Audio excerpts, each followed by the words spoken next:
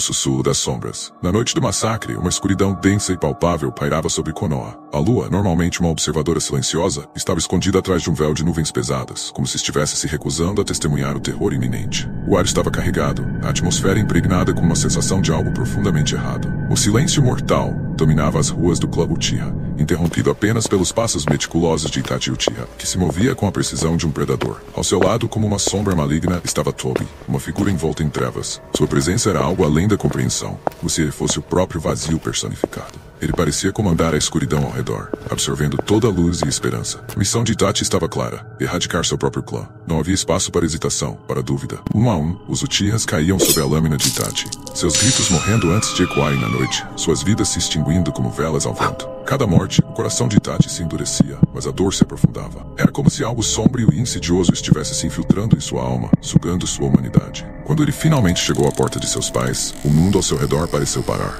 Lá estavam eles, sentados, imóveis, esperando por ele. O olhar de sua mãe era gentil, quase como se soubesse o que estava prestes a acontecer. O rosto de seu pai, inabalável, apenas o observava em um silêncio fúnebre. Itachi hesitou. O guerreiro impiedoso que havia matado tantos com mãos firmes, vacilou diante de seus próprios pais. O silêncio entre eles parecia pesar mais do que as próprias paredes da casa, como se uma força invisível os envolvesse. Sua mãe, com um leve sorriso nos lábios, sussurrou a última coisa que ele esperava ouvir: cuide de Sasuke. Essas palavras tão simples e amorosas soaram como um encantamento sombrio, carregando um fardo que Itachi jamais poderia compreender plenamente. Com os olhos marejados, mas sem derramar uma lágrima, ele realizou o ato final de sua missão. Seus pais caíram suavemente ao chão, suas vidas se apagando, envoltos em uma escuridão que parecia consumir tudo ao redor. O peso do destino pairava sobre Itachi como uma sombra, insuportável e implacável. Mais tarde, quando Sasuke voltou para casa, o mundo que ele conhecia já não existia. As ruas estavam desertas, mas um cheiro metálico pairava no ar, um cheiro que ele não reconhecia, mas que o enchia de um terror indescritível. Ao caminhar pelos corredores escuros, seus pés tropeçavam em corpos de sua família, seus amigos, aqueles que ele amava.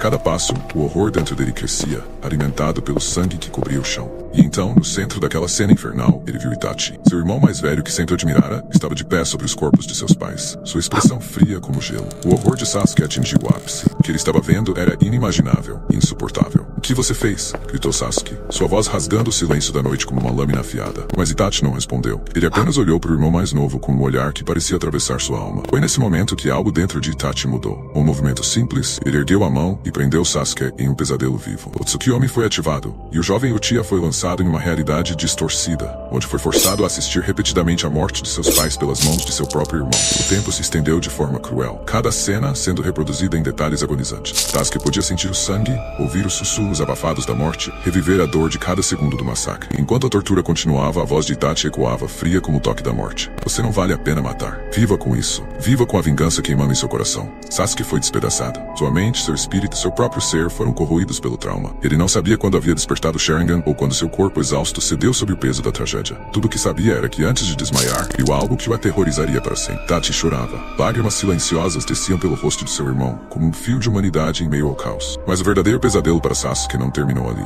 O massacre foi apenas o começo de algo muito mais sombrio. Quando a noite caía, ele acordava em um terror absoluto, seus olhos ardendo, sua mente atormentada. Os gritos e o sangue daquela noite estavam gravados em sua memória. E sempre que fechava os olhos, via os corpos de sua família, sentia o peso da perda. E acima de tudo, via os olhos de Itachi, implacáveis e frios. Cada novo dia, Sasuke sentia como se estivesse sendo seguido por algo invisível. Um sussurro constante nas sombras, uma presença que ele não conseguia definir, mas que estava sempre ali. Os sussurros o chamavam, prometendo poder e vingança, mas trazendo consigo uma sensação de maldição. Seus sonhos eram invadidos por visões do massacre, mas com o tempo, as cenas começaram a mudar. Não era apenas Itachi matando sua família, era algo mais profundo e maligno que parecia consumir seu irmão lentamente. Sasuke sentia que, de alguma forma, ele também estava sendo atraído para essa escuridão. A cada missão, a cada treino, a voz de Itachi ecoava em sua mente. "Viva com isso. Viva com a vingança." Essas palavras não eram apenas um comando, eram uma maldição. Elas o empurravam cada vez mais para um abismo de dor e raiva, um lugar onde a realidade e a ilusão se misturavam, onde a sede de vingança o consumia de dentro para fora. Quando Sasuke finalmente descobriu a verdade, que Itachi havia destruído o clã para salvar a vila, o golpe foi devastador.